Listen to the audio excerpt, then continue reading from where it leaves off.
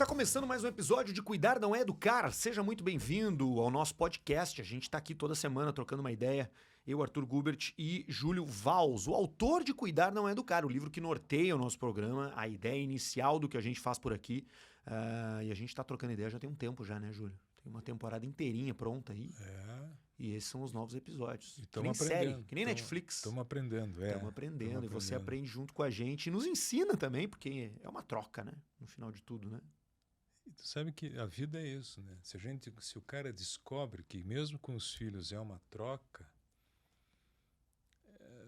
fica menos chato. Tem aquela dois coisa, lados, né? Tem uma máxima, né, que a gente ouve desde criança, assim, que é ouçam os mais velhos, escute os mais velhos, mas escute os mais novos também, né? Escute os mais novos. Aprenda com quem sabe menos do que você. Que tem velho chato, né? Pô, tá louco. O cara teve uma vida inteira pra ser legal e não conseguiu. Não conseguiu nem com ele, imagina com os outros. Aliás, trocas é um bom gancho pra gente começar esse episódio, porque tu atende, né, Júlio? Tu é psicólogo, tu tem os teus pacientes, tu lida com os teus pacientes, tu lida com várias dinâmicas, e isso também te nutre, né? E te faz buscar, e te faz estudar, e encontrar novas coisas. E o tema de hoje é uma pergunta, ou uma manifestação que tu recebeu de um dos teus pacientes, né? Isso, uma menina, na verdade é o pai, né? Eu pedi autorização para ele para poder falar sobre isso, ele topou. É uma menina de 6 anos, muito, muito ativa, muito viva, cheia de energia. O pai diz assim, né? Minha filha, o pai está saindo para trabalhar. Aí diz a menina assim, pai, mas tu não vai mais voltar? O cara ficou... Porra, mas é que também, olha que pergunta, da onde né, que tirou isso, guri? Mas olha que pergunta. E aí na hora ele pensou, mas o que a minha filha está querendo dizer? E pergunta, minha filha, por que tu tá perguntando isso? Eu sempre voltei para casa. E, né? Não, pai, eu só queria saber se tu vai voltar ou não. Não, eu vou voltar. E ele foi embora. Quando ele chegou à noite, a esposa disse assim, a fulana se chateou com a tua reação da pergunta dela. Como assim se chateou? Sim, ela ficou muito triste como tu reagiu. Ela achou que tu não gostou da pergunta dela. Mas a menina já estava dormindo. Então, quem sabe amanhã, quando ela acordar, tu conversa com ela. Tá. O cara ficou meio assim. O que a minha filha está querendo saber se eu vou voltar? Da onde que ela tirou isso? O que alguém está dizendo alguma coisa para ela? Inventou uma paranoia. No dia seguinte, quando ela acorda, o pai diz assim, minha filha, ontem... Quando o pai disse que ia trabalhar, tu perguntou se não ia mais voltar. Por que tu perguntou isso? E a menina disse, não sei, mas eu queria saber. Aí o pai, bom, se tu não sabe, tá bem. O pai voltou, tá aqui. Tá, assim passou. Quando me contou essa história, aí me ocorreu o programa Cuidar Não É Educar.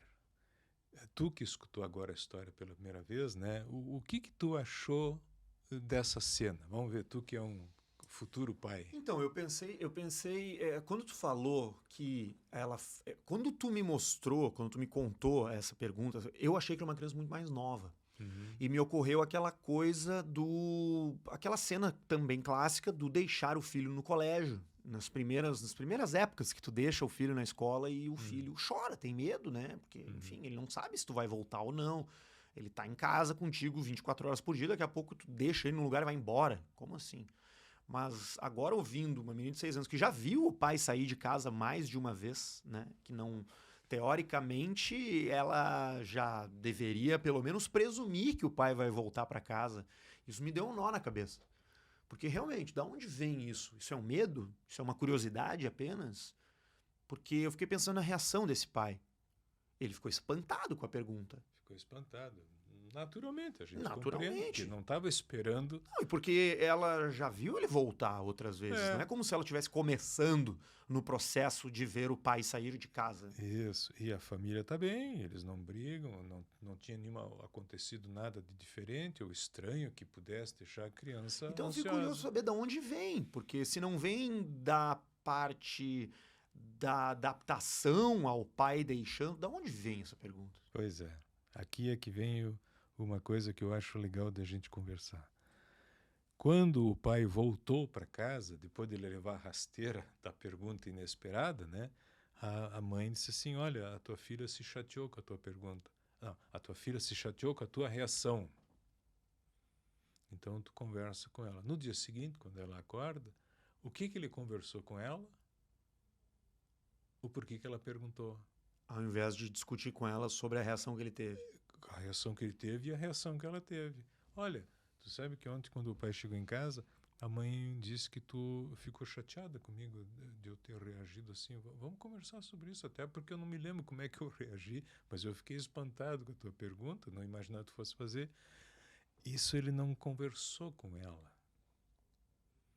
Então, Arthur, tu vê que ele ficou, vamos dizer assim, enigmado por uma pergunta inesperada, mas depois teve uma continuação e aí teve uma emoção da menina, se chateou com ele. Tu vê que ele poderia ter conversado com ela sobre isso. Uhum.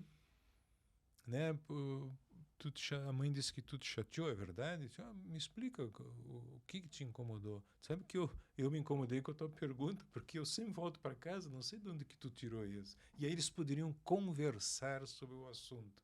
Mas ele foi conversar com ela como um detetive, tentando resolver um enigma que ela já tinha dito. Eu não sei por que eu te fiz essa pergunta.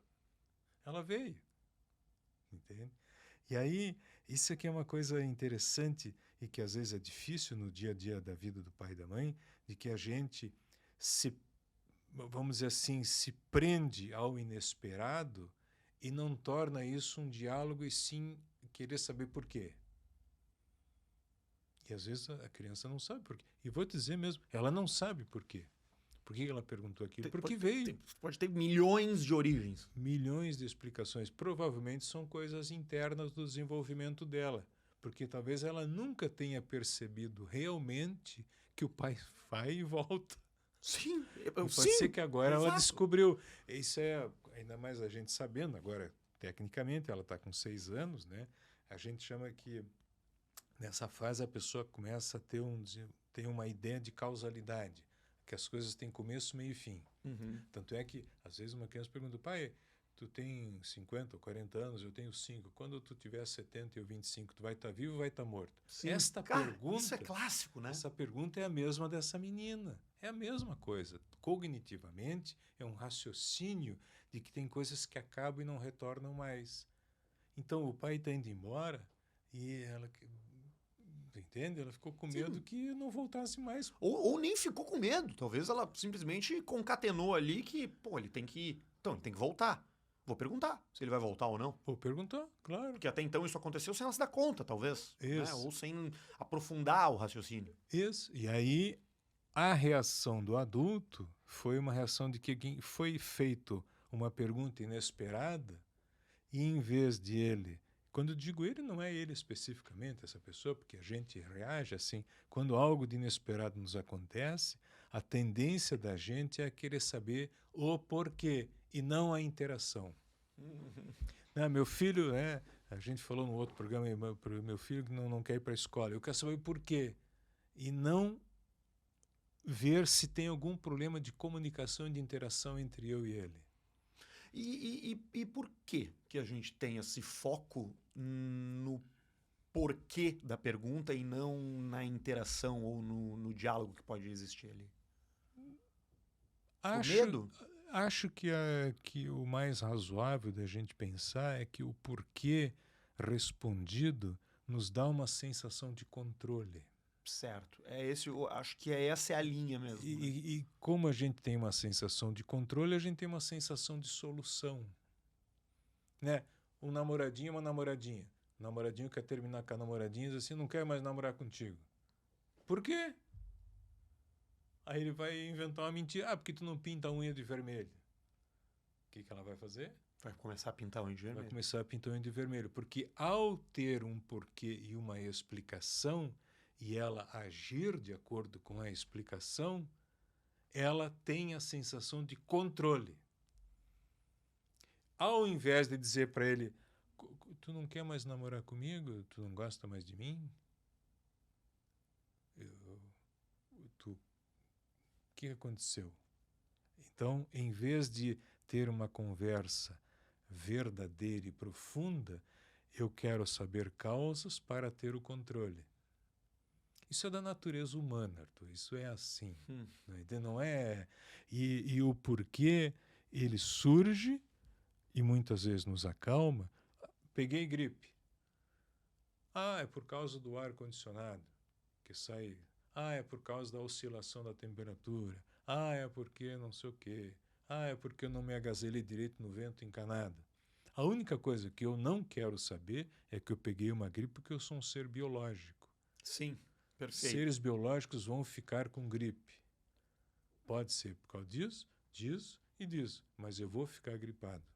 Então, por que eu estou tendo problema com meu filho? Porque é natural que se tenha problema com as crianças. Não precisa ter um porquê. Então, esse é um dilema que a gente tem que, assim, ter muito cuidado para não construir uma vida com nossos filhos baseados no porquê, mas construir uma vida baseada na relação.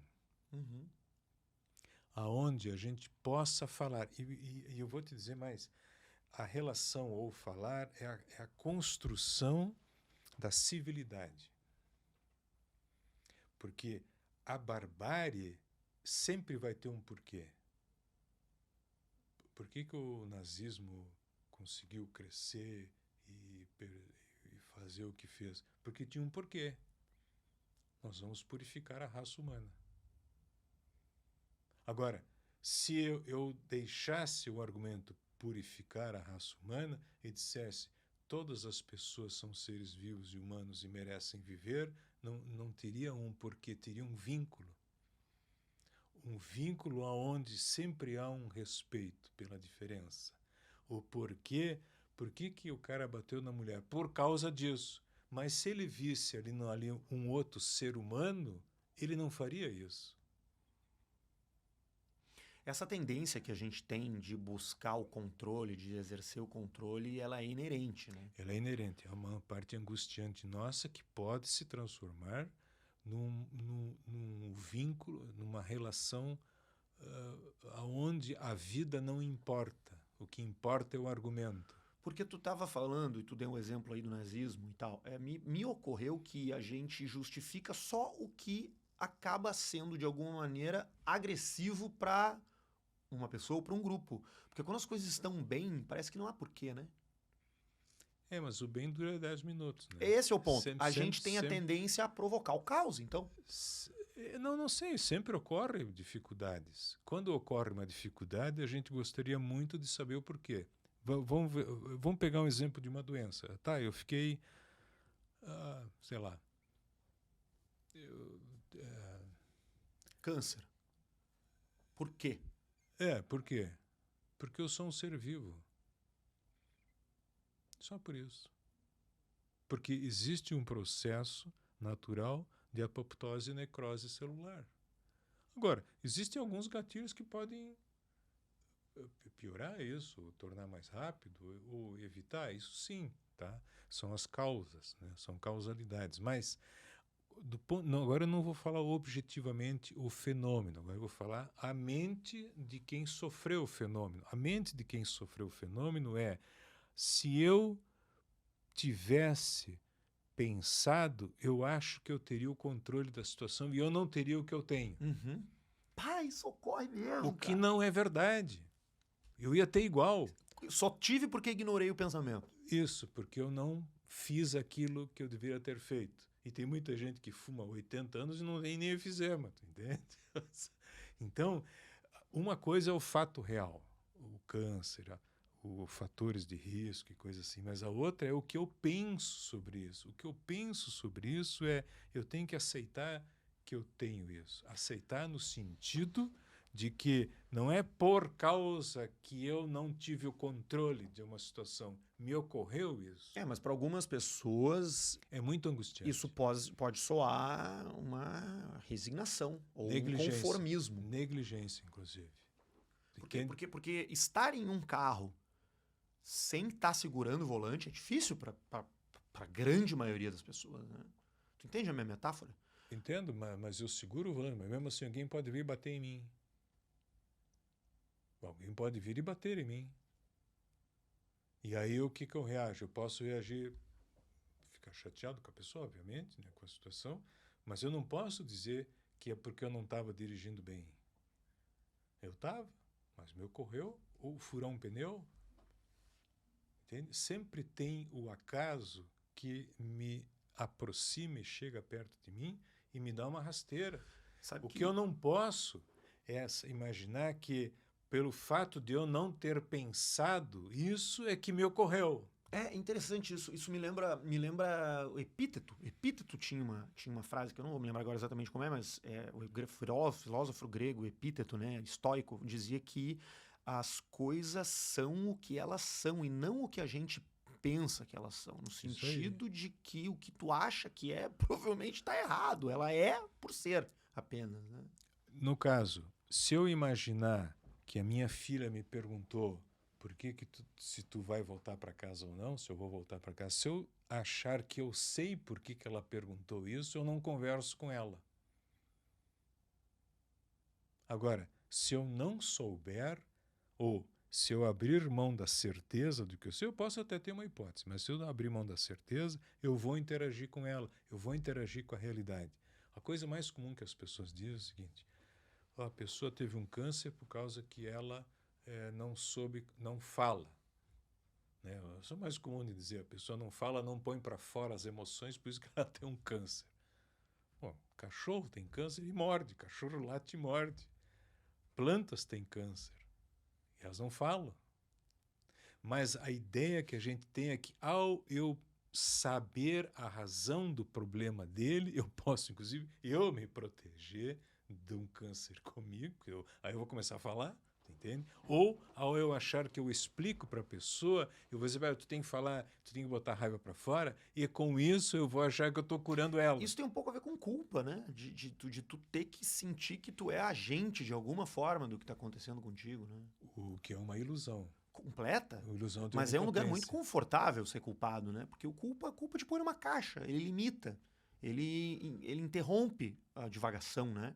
Bom, eu não falei muito, então eu tô com câncer. Pô, tá resolvido. Isso é um alento também, não é?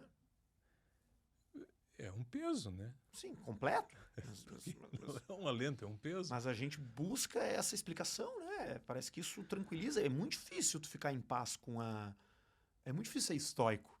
Não, mas não é nem para ficar em paz, Arthur, é para não perder o vínculo. É para não perder a capacidade de comunicação, inclusive.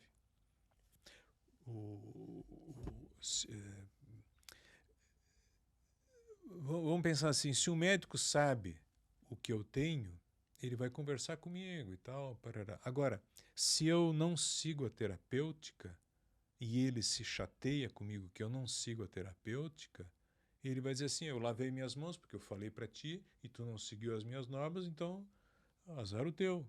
Agora, se for um médico cuidador, não um educador, ele vai dizer assim, cara, tô vendo que tu não está conseguindo seguir a terapêutica, qual é a desconfiança, ou qual é a dificuldade, ou como que tu acha que eu posso te ajudar de uma outra maneira? Porque o que eu posso te oferecer é assim, um diagnóstico claro e correto e aquilo que a gente conhece hoje de terapêutica razoavelmente, vamos dizer assim, que tem uma eficácia. Agora, o médico educador vai ser o seguinte, olha, eu estou te dizendo que tu tem isso, tu tem que fazer, se tu não fizer, é problema teu. Com pai e mãe e com filho pode ser a mesma coisa, eu estou te dizendo que tu tem que fazer, se tu não quer fazer, te vira. Se eu for um cuidador, eu estou vendo que ele tem dificuldade, eu vou achar um jeito de abrir a cabeça dele para ele pensar que ele está criando um problema para ele, ou que ele está com dificuldade. Então, pai, por que tu vai voltar para casa? É uma pergunta que fez no pai deixar ele no chão, na lona, Sim. né? o que a minha filha está pensando de mim? Sei lá o que tudo. E aí ele, no dia seguinte, ele tinha uma chave de poder conversar com a menina e resolver pelo porquê e não pela interação. Nenhum problema em si, mas a gente precisa escapar do porquê, pelo menos no começo, para não perder a capacidade de se comunicar com a pessoa e ela aprender a comunicar para a gente também. Ah, pai, eu não sei por que eu te perguntei isso. Fiquei com vontade. Ah, não, então tá. Então não é porque tu pensou mal do pai. Não pensei mal de ti. E aí ele também descobre que não tem nada contra ele. Entende? Porque assim, o porquê é uma pergunta de, olha, eu quero saber se tu não tem uma coisa contra mim. Ou se a tua mãe andou falando mal de mim, eu não estou sabendo. Tu entende? É legal isso, porque isso é uma arte, Arthur. A arte de cuidar é uma arte de a gente, agora eu vou dizer assim, né? Escapar do porquê ou da causa para ir como que nós vamos fazer para resolver juntos aqui? Ou como que eu posso te ajudar para tu resolver esse problema que tu não está conseguindo? É um exercício de sensibilidade, né? E de respeito. Respeito à vida é aceitar que ela tem problemas. Porque se eu acho que não posso ter problemas, eu perco o respeito a ela e começo a criticar a vida. E aí é pior. É pior mesmo, porque daí eu não tenho instrumentos reais de trabalho. O que eu tenho é imaginários. Coisas que eu imagino que eu poderia ter feito ou que eu tenho que fazer, mas não uma solução prática hoje. E eu acho que é inevitável. Não tem fuga, né? Porque a vida não tem fuga, né? Não, as coisas elas vão acontecer. Elas vão acontecer. Esse espaço de tempo entre um vazio e outro vazio, que eu não sei o que é, e eu tenho ali 40, 50, 60, 70, 80, 90 anos para exercer ou uma capacidade interativa ou uma capacidade de briga o tempo todo, né? Eu acho mais fácil viver uma capacidade interativa. Mas isso é uma conquista. A gente tem que se esforçar para isso. Porque não, é muito bom. Eu não acho nem que seja uma conquista. Eu acho que é um método. Porque tu pensar que alguma vez tu vai alcançar algo que vai ser a solução final também não me parece correto, né? Eu acho que é muito mais sobre aceitar que não fica mais fácil, mas tu vai ficando melhor. Mas escapar da ilusão do pensamento é uma conquista. É muito mais... não é mais fácil. É muito mais sedutor acreditar que o que eu penso é melhor do que a interação. Porque está resolvido. Eu sei as causas, as consequências. Eu não preciso nem me sujar as mãos para interagir contigo, para saber como é que é. Porque eu sei. Ao eu saber, eu fico com o que a gente chama de ilusão de onipotência, ilusão do pensamento, que é a certeza de que o que eu estou pensando é real. E se é real, eu tenho que fazer outra pessoa engolir, que é a falta de respeito. E eu acho que o mundo contemporâneo que nos devolve e que nos alimenta de dopamina, de reação, falando especificamente desse mundo onde as pessoas tiram o telefone do bolso e tem algo para ver, para fazer, né? É mais difícil ainda de tu escapar do delírio de onipotência, né? Da ilusão da onipotência, porque a gente está meio que sendo acostumado a ter um feedback. E me parece que aceitar que as coisas apenas são e não ser escravo, e não ser escravo de as coisas serem o que eu penso que elas são, nos coloca num lugar onde a gente precisa exercitar a paciência. Né? Esperar o tempo passar. Deixar que as coisas aconteçam. E isso é algo que a gente está destreinado para fazer. Então, talvez seja hoje um exercício... nem acredita mais nisso. Não é um exercício mais difícil de fazer hoje do que era antes. Porque, vamos lá, tu recebe um diagnóstico de uma doença. Primeira coisa que tu faz, o que é? Tu bota no Google o que o médico te falou há 30 segundos atrás. Aí tu vai lá no Google e aí tu vai ver causas, tu vai ver consequências, tu vai ver estatísticas. Aquilo vai te dominar. Tu vê que interessante, agora eu fiquei pensando... Por que a gente não segue a conversa com o médico ou acredita nele, né? Pois é. Que é uma pessoa real na tua frente e que pode te responder todas as perguntas. Como é que era no passado? Tu ia pra casa simplesmente e Porque durante muito tempo a gente viveu assim, né? Não, no passado tinha a enciclopédia Barça. Tudo bem, se tu tivesse em casa. Não, mas tu tem almanaque. Tinha almanaque Abril, tinha uma série tinha o Saúde da Família, tinham 2 volumes, que isso era uma coisa Porque hoje barbada. tu tá no elevador do hospital, depois de receber um diagnóstico, tu tá olhando no celular o que vai acontecer. Sim, eu sei, mas o que eu estou te propondo aqui é o seguinte, que é engraçado que a gente tem a chance de ter uma pessoa real conversando contigo e tu podendo fazer perguntas para ele, mas não te acalma. Tu vai para um outro lugar que é porque tu não quer te acalmar. neutro, né? Tu quer sofrer. Não importa. O que a gente tem que pensar é isso, que é um ser humano e eu troco uma conversa real por uma conversa que não interage. Deu para entender? Uhum. Então eu vou no Google porque eu podia me acalmar com o meu médico. Não, mas talvez eu não me acalme com o Google também, mas eu prefiro sair da desconfiança de ter uma pessoa real para ir na crença de algo que não interage comigo. Isso é uma suposição que eu estou levantando. Pode ser que eu esteja enganado. Mas eu acredito que seja assim. Posso estar enganado, né? Mas porque a conversa real, isso a gente diz na ficção, né? A realidade é muito chata e a verdade é chata. Então a gente prefere... A verdade é chata. A verdade é chata porque ela está pronta. É isso aqui. Então a gente cria uma série de confusões, os enredos, para ficar dinâmico. Só que eles não são reais, entende? Então, o porquê muitas vezes não é real. Muitas vezes não é real. Mas até eu posso ter uma ideia clara, só que o que eu digo no cuidar não é educar. Interagir com o meu filho é mais produtivo para ele e para mim do que eu saber sobre ele. Mesmo que eu saiba algumas coisas que ele não sabe, mas eu tenho que achar um jeito de entender que a dificuldade dele simplesmente está porque nós não estamos sabendo conversar. É difícil de entender isso, mas se a gente exercitar, como esse rapaz fez, né?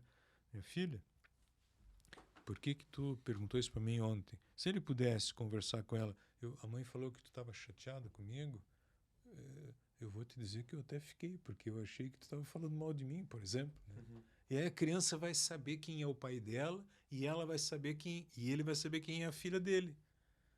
Minha filha está fazendo perguntas que eu não sei de onde vem e eu vou acalmar ela com as perguntas e ela vai me acalmar de eu achar que ela pensa mal de mim. É bonito isso. É bonito. É difícil, é bonito, mas é difícil. É difícil, claro. Mas nós estamos aqui, cuidar não é educar, para ver se a gente sai desse mundo do certo e errado para o mundo da interação. Que, né, isso vale para um casal também, né?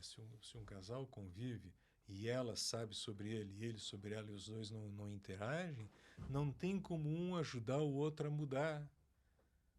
Porque eu sei como tu é e tu sabe como eu sou e acabou o assunto. E eu acho que eu sou melhor que tu e tu acha que tu é melhor que eu e acabou. O que é o normal das relações. Sim, sim. É difícil o convívio humano. E se a gente propor que é melhor baixar a bola e escutar, eu te garanto que fica menos difícil. Mas não quer dizer que é fácil. Não quer dizer que é fácil. Cuidar não é educar tem a parceria do SEAT, o Colégio Evangélico Alberto Torres, lá de Lajeado, que é muito bacana. Convido você a conhecer aí, procurar nas redes sociais o SEAT, para dar uma olhada ali em como eles lidam, né, com seus alunos, com as famílias. É uma referência, né, Júlio? Que tu tem um contato já bastante próximo. E como eles lidam com os professores e com o corpo docente, com os funcionários, eles têm a gente vê que quem trabalha lá gosta de trabalhar lá. É bacana isso. E todo mundo sente, né? Sente. Eu já estive lá algumas vezes e a gente vê que as pessoas, por exemplo, quando vão fazer formação, elas vão com gosto. É legal isso aí. SEAT é nosso parceiro. Procura aí, conheça. E na semana que vem a gente vai ter mais um episódio aqui de Cuidar não é Educar. Fique esperto, compartilhe, mande pros seus amigos, porque a gente tá sempre aqui louco para bater um papo, né? A gente não sabe qual é o tema, mas ele vai ser certamente algo que vai fazer sentido para você, se não agora, no futuro. Né? Ou já fez, e tu perdeu a chance. Mas nunca é tarde para aprender um pouco mais. Nunca é né? tarde. Então tá, Júlio, até mais. Um abraço, Arthur. Tchau.